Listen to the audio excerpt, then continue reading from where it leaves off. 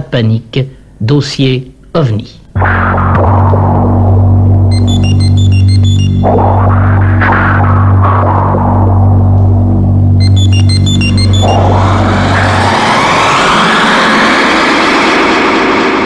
Dossier OVNI.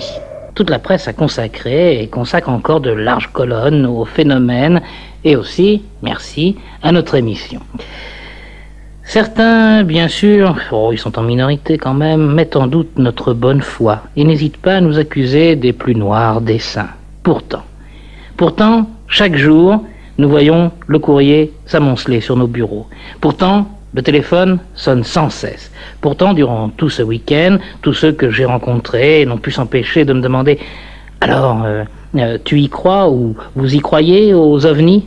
Ou bien « Alors, c'est vrai, ça existe ?» Notre démarche à Pas de Panique n'est pas d'affirmer « Oui, j'y crois, non, je n'y crois pas, oui, ça existe » ou « Non, ça n'existe pas », mais simplement de dire « Il y a un problème OVNI, objet volant non identifié, et voici les éléments dont nous disposons.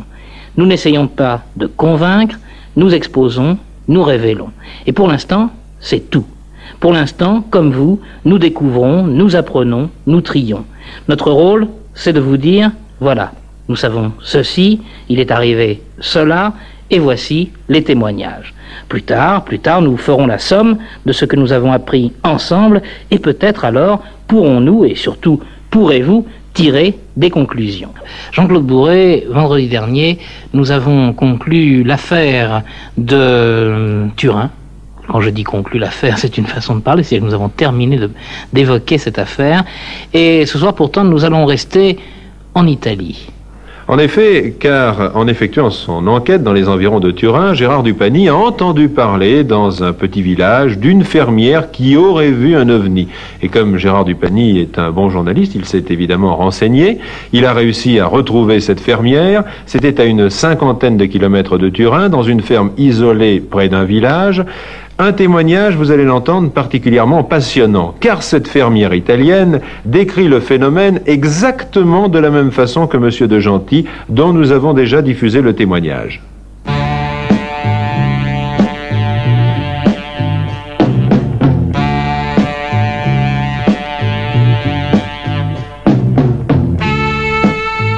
Era appena finita una trasmissione alla televisione. C'était juste la fin des émissions de la télévision.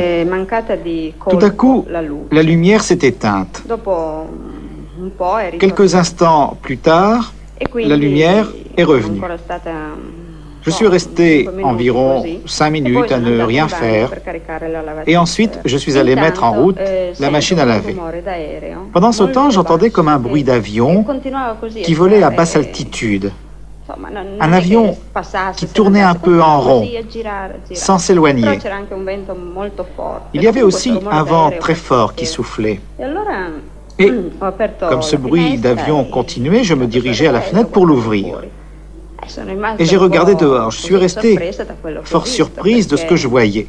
Le ciel n'était pas naturel. Il y avait dans le ciel deux sortes de rayons, deux bandes lumineuses, d'une couleur violette et rouge-orange. Et au milieu de ces deux bandes, là, tout près, derrière une petite colline, une lumière très blanche.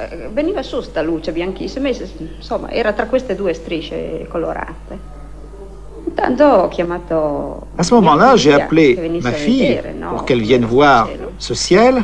Elle est restée près de moi pour regarder. Après un tout petit moment, mon regard fut attiré par une lumière. Une sorte de lampe très blanche, une lumière très blanche au milieu des arbres.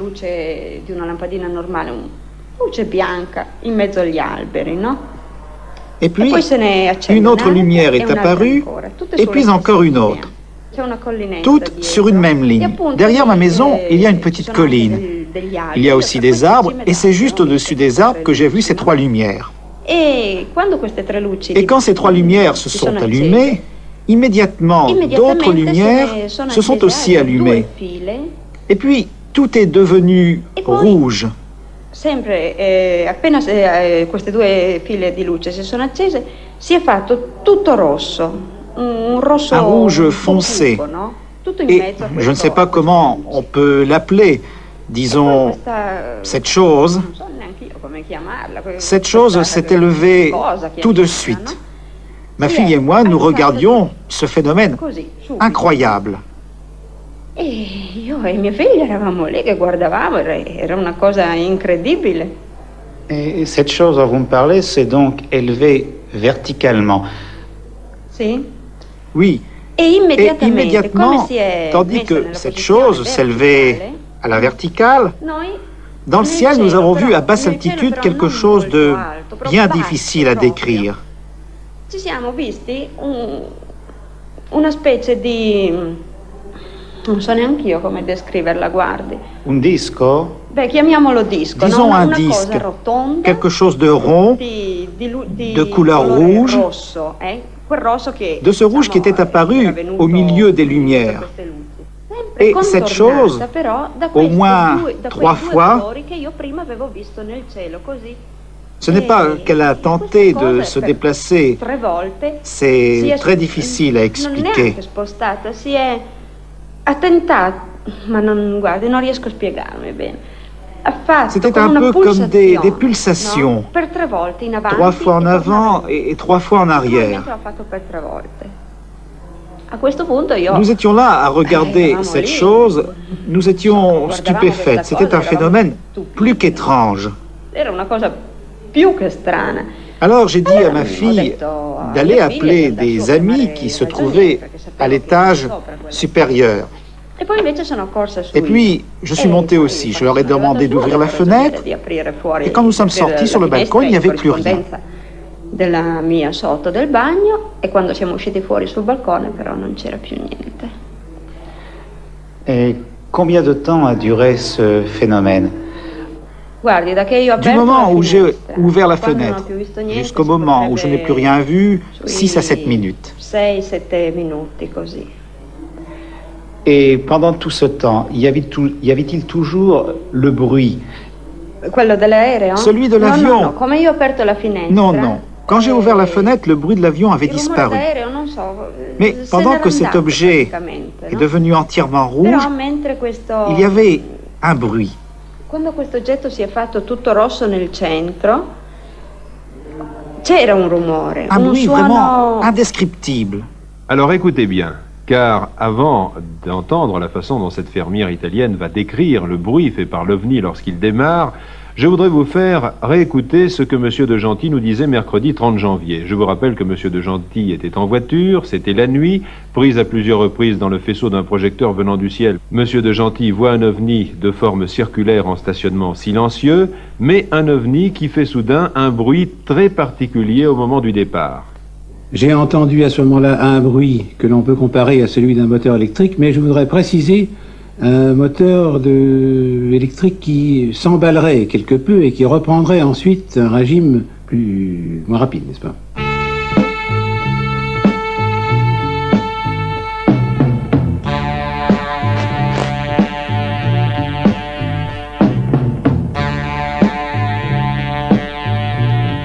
Et voici maintenant la façon dont cette fermière italienne décrit à son tour le bruit.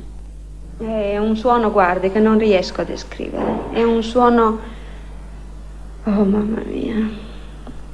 Io quando la televisione... Vous savez, un peu comme quand la télévision est allumée, il y a une espèce de sifflement, de fréquence.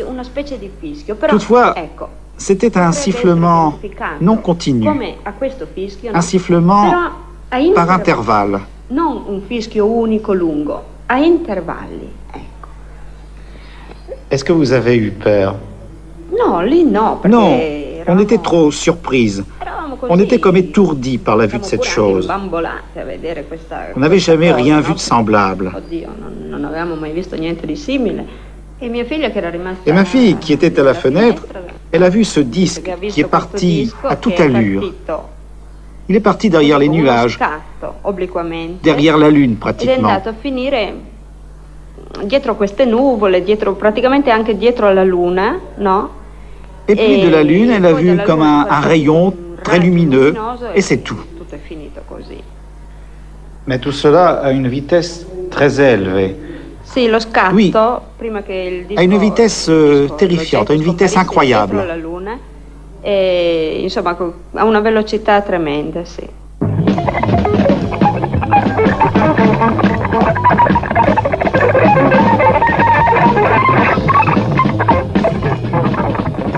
Nous allons maintenant revenir en France, à Cherbourg très exactement, où le 2 décembre dernier, deux pêcheurs, le père et le fils, n'ont pas osé s'approcher de leur filet pour la raison que Jean Noël, l'un des deux pêcheurs, explique maintenant à Charles Mélingue. Nous avons été à nos lignes qu'on avait tendues plusieurs jours. On est arrivé dans le champ vers 5h30. On avait une grosse lumière à la hauteur de la pleine mer. Mais cette lumière était dans l'eau ou sur la plage, sur le sable? Cette lumière était sur le sable. Alors on est descendu, cette lumière ne bougeait pas. Tout d'abord, la première fois, on a pensé que c'était une voiture. Mais la voiture, on s'est dit, tiens, une voiture ça a deux feux, on s'en aperçoit bien. Puis après, on a pensé à des trafiquants. Alors on n'osait pas descendre sur la plage. Et puis mon père a dit, bon, on y va quand même. On est descendu, mon père a fait ses lignes, moi j'arrivais au mien, qu'est-ce que je vois, la lumière qui était en pleine dans mes lignes. Alors j'étais chercher mon père. Mon père, j'ai dit comme ça, viens-tu avec moi faire les miens parce que la lumière est dans ma ligne de paillot. Alors mon père m'a dit comme ça, on va y aller, mais avec nos lampes braquées devant. On est avancé, la lumière ne bougeait pas. Alors puisque c'était ainsi, on a dit comme ça, on va revenir à la pointe du jour. Alors on est à nos lumières, on est remonté, et avant de monter à nos mobylettes, on a vu l'objet, la lumière s'est éteinte, la lumière jaune, et est apparue une petite lumière bleu-vert au-dessus du sol. Et après, nous n'avons plus rien vu. Mais est-ce que cette lumière s'est déplacée? Est-ce que vous l'avez vue se déplacer à partir du moment où elle était sur le sable et au moment où elle est arrivée donc dans vos lignes, c'est-à-dire dans l'eau? Oui, cette lumière, elle s'est déplacée, mais avec un rayon de lumière qui a balayé la plage et qui est arrivée dans les dunes en quelques secondes. Est-ce qu'ensuite vous avez observé des traces sur le sol, sur le sable? Alors pour les traces, on y était à la pointe du jour avec mon beau-frère, Roger L'Écureuil, qui habite à la gare. Et nous sommes arrivés sur les lieux, on n'a vu aucune trace sur mes lignes. On a été plus loin, on n'a vu aucune trace non plus. C'est ce qu'on a trouvé ça bizarre. Cet objet, il n'était pas posé sur le sol, il était en suspension. Mais pour nous, on aurait dit qu'il était posé sur la sable parce que la lumière était à ras du sol. On aurait dit que c'était posé sur le sable. Et vous n'avez pas entendu de bruit suspect Non, aucun bruit quand le machin est parti ou a tourné, aucun bruit. Et vous, en ce qui vous concerne, vous n'avez pas ressenti sur votre corps des effets de troubles ou choses comme ça? Non. Est-ce que vous avez eu peur? Oui, très peur. Même avec mon père, il crânait pas non plus sur la plage. Et vous y retournez maintenant sur la plage pour relever vos lignes la nuit comme ça? Oui, on y va encore. Mon père n'y va pas, mais moi j'y vais encore.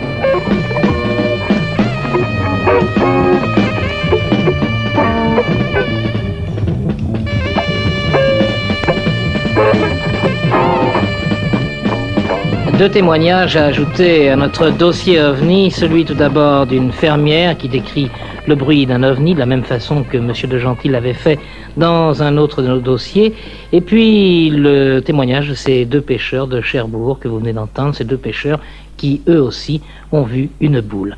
Jean-Claude Bourret, demain, pour ce dossier OVNI numéro 12. Demain, nous quitterons à nouveau la France puisque nous irons en Suisse, à Genève, où le responsable météo de l'aéroport international, M. de Sartens, a pu observer à la jumelle, cette fois, un OVNI, et cela pendant plusieurs minutes. Dossier OVNI, pas de panique.